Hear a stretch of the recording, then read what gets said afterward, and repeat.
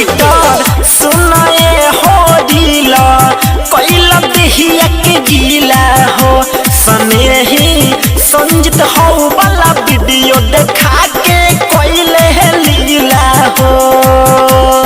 चल के न मन करे सौस बदन थथराताई रजऊ घाव खानी भइल बाटे सौसे सडिडिया दुखाता ए रजऊ घाव खानी भइल बाटे सौसे बदनिया दुखाता ए रजऊ स्नेही डिजिटल रिकॉर्डिंग स्टूडियो अकाउना।